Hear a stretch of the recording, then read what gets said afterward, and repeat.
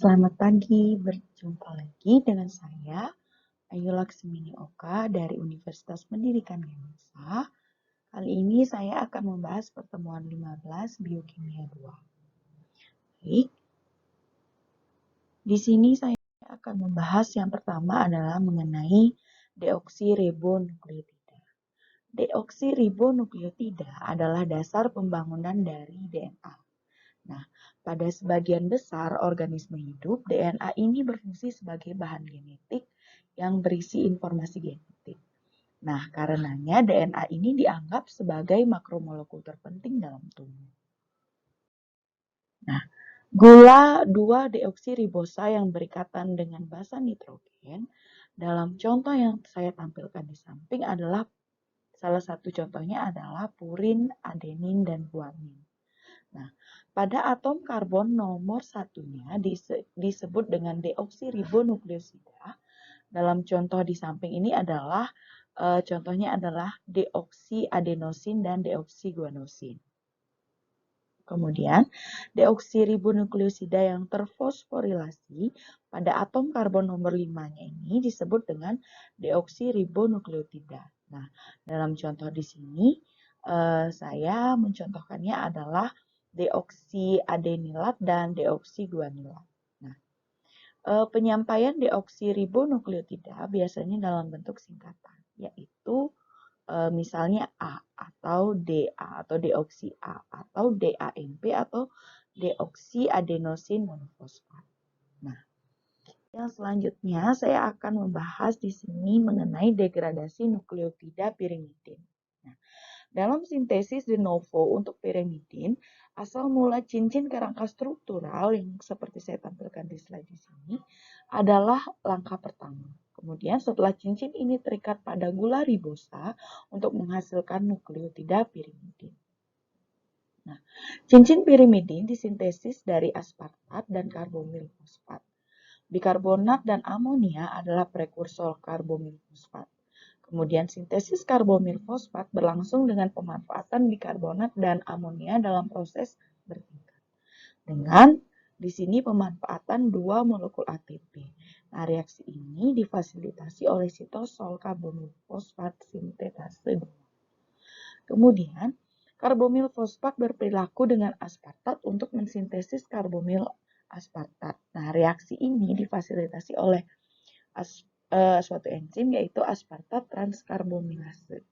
Nah, karbomilase aspartat ini kemudian mengalami siklisasi untuk menghasilkan dihidrorotat. Kemudian disatukan menjadi orotat melalui suatu proses yang dinamakan dengan proses oksidasi. Kemudian di sini 5-fosforibosil 1 pirofosfat atau PRPP ketika direaksikan dengan basa akan menghasilkan nukleotida. Jadi baik jalur penyelamatan dan de novo mengarah pada sintesis ribonukleotida. Orotate yang dibentuk tadi kemudian menempel pada ribosa yang hadir dalam bentuk yaitu PRPP. Nah, ini adalah bentuk ribosa yang teraktivasi yang tersedia untuk menerima basa nukleotida. Nah, orotate ini bergabung dengan PRPP untuk membentuk orotidilat nukleotida pirimidin atau OMP. Nah, hidrolisis pirofosfat mendorong reaksi ini. Kemudian ada suatu enzim yang bernama orotate fosforibosiltransferase. Di sini fungsinya untuk mengkatalisis reaksi yang membutuhkan produksi orotidilat. Nah, fungsi enzim ini mirip dengan transferase fosforibosil lain yang menambahkan gugus berbeda ke PRPP untuk pembentukan nukleotida lain. Nah, orotidilat ini kemudian dekarboksilat menghasilkan uridilat atau UMP. Nah, UMP adalah nukleotida pirimidin yang penting dan prekursor RNA. Nah, reaksi ini terjadi dengan adanya bantuan enzim orotidilat dekarboksilase. Nah, yang terakhir saya akan membahas mengenai rekayasa genetika. Rekayasa genetika digambarkan sebagai ilmu dengan karakteristik suatu organisme yang sengaja dimodifikasi dengan manipulasi materi genetik.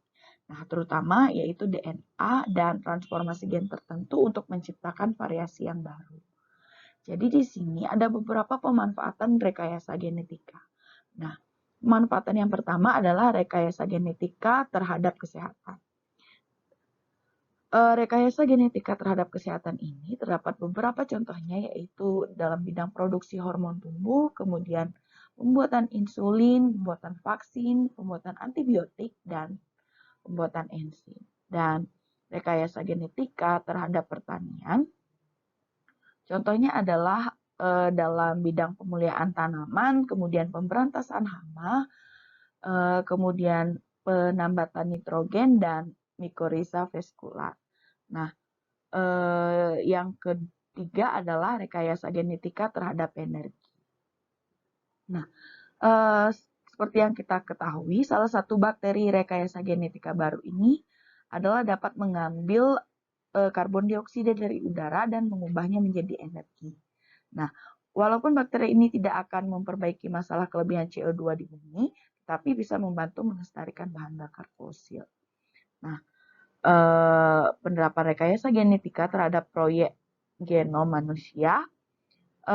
Jadi genom manusia ini dapat digunakan untuk memprediksi berbagai jenis penyakit. Dengan ilmu kedokteran, prediksi dapat diketahui, kemudian seseorang mengalami penyakit kanker dengan analisa terhadap kombinasi gen-gen yang dimilikinya. Jadi tujuannya di sini adalah untuk memetakan genom manusia hingga tingkat monukleotida atau basa pair dan untuk mengidentifikasi seluruh gen yang ada di dalamnya.